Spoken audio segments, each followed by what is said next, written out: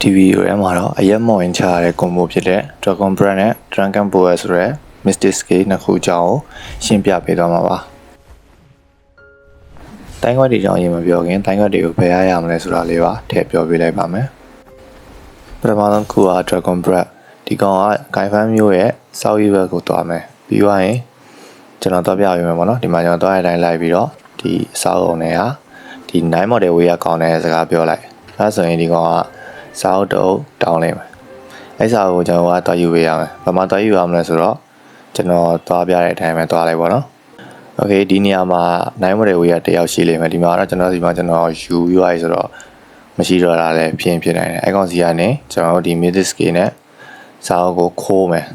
ခိုးပြီးသွားရင်ပထမကောင်ကိုတက်ပြန်ပေးလိုက်မယ်ဒါဆိုရင်တော့ဒီ Dragon Breath Skill ကိုကျွန်တော် unlock ဖြစ်သွားပြီပေါ့နော်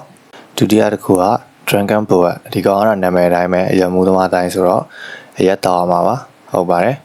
ကျွန်တော်နောက်ကနေဒီတိုင်းလိုက်ခဲ့ပြီးတော့ဒီဆိုင်မှာအရက်ဝယ်တော့ရင်ရှားပါပြီပထမဆုံးရင်ဆုံးဒီဆိုင်ကိုဝင်လိုက်မယ်ဝင်ပြီးသွားရင်သူ့ဆီကနေဒီမှာရက်ပလင်းတွေရောင်းတယ်အဲ့ဒီကနေ10ပလင်းလောက်အရင်ဝယ်ထားလိုက်ပါနော်ကျွန်တော်ကတော့အခုကျွန်တော်မှဒီတင်ကား coin လေးတွေနေလို့တစ်ခုဝယ်ပြလိုက်ပါမယ်ပြီးသွားရင်ကျွန်တော်တို့ရဲ့ဘက်ကိုဖွင့်ပြီးသွားရင်ဒီရက်ပလင်းရှိတဲ့နေရာကိုသွားပြီးရင်အမှာရက်ပလင်းကိုဒပလင်းချင်းစီတောက်လျှောက်တောင်းမယ်ပေါ့နော်နောက်ဆုံးလုံးဝဖိန်ထိုင်ကြပြီးတော့လဲဝါရတွေတောက်လိုက်ပါဒါဆိုရင်တော့ဒီ Dragon Power လို့ခေါ်တဲ့ Mystic Skill က unlock ဖြစ်သွားပါပြီအခုတိုင်းခွက်တွေရပြီဆိုတော့ဒီတိုင်းကြောင်းလေးပြောပြမယ် Dragon Breath ဒီကောင်က skill ကိုနှိပ်လိုက်မယ်ဆိုရင်အရင်ဆုံးအရက်ပလင်းကိုဒီကောင်မော့မယ်ပြီးသွားရင်အရှိကိုမီးနဲ့မှုတ်မယ်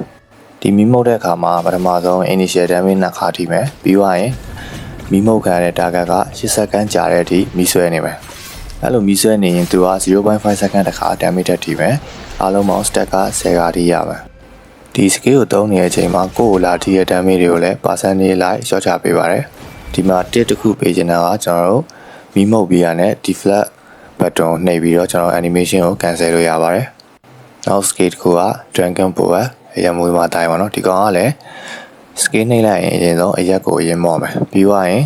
ကျွန်တော် skill ကိုတစ်ချက်နှိပ်လိုက်တဲ့ enemy ကိုတစ်ချက်ချမယ်အတက်တစ်ခုချင်းစီတိုင်းမှာမတူညီတဲ့ damage ပမာဏတွေကိုပေးပါတယ်နောက်ဆုံး maximum combo ကတော့5ချက်ထိချလို့ရတယ်ပါနော်ဒီနေရာမှာအခြားခံရတဲ့ enemy ကမီးလောင်နေမယ်ဆိုရင်ချလိုက်တိုင်းမှာပေါက်ကွဲမှုတွေထပ်ဖြစ်ပြီးတော့အပို damage တွေကိုထပ်ပေးပါတယ်ရှေ့က Dragon Breath Skill မှာမီးလောင်ပြီး stat 10ခုထိရနိုင်တယ်လို့ပြောခဲ့တယ်ပေါ့နော်ဒီ Dragon Power က stat တွေကိုတိုးစေတာပါရှေ့ကပြောသွားတဲ့ Dragon Breath လိုပဲဒီကောင်က skill သုံးနေချိန်မှာ damage reduction ရပါမယ်ဒီ Dragon Power ဆိုတဲ့ရမှုသမား skill ကကျွန်တော်တို့ skill ကိုဇက်တိုက်တစ်ချက်ချင်းစီနှိပ်နေရတဲ့ skill မို့လို့ mobile သမားတွေဆိုရင်တော့ကျွန်တော်လိုမျိုးဒီ Mystic Skill button လေးကိုဖွင့်ထားတာပို့ပြီးတော့ skill ကိုသုံးလို့အဆင်ပြေစေမှာပါဒီ skill နှစ်ခုကို combo ဖြစ်စေတဲ့အချက်တွေကဒီ skill နှစ်ခုလုံးက damage မပေးခင်မှာအရင်မော်ရတဲ့အတွက်ကိုကတစ်ခါအရင်မော်တိုင်း30စက္ကန့်အတွင်းကြိုက်တာသုံးအရက်ထမောတဲ့ animation မလာတော့ပါဘူးသုံးရမယ့် combo က Dragon Breath ကိုအရင်သုံးပြီးတော့ enemy ကိုမီးရှို့မယ်ပြီးသွားရင် Dragon Power နဲ့လိုက်ချမယ်ဒီဗီဒီယိုလေးကတော့လောက်ပါပဲ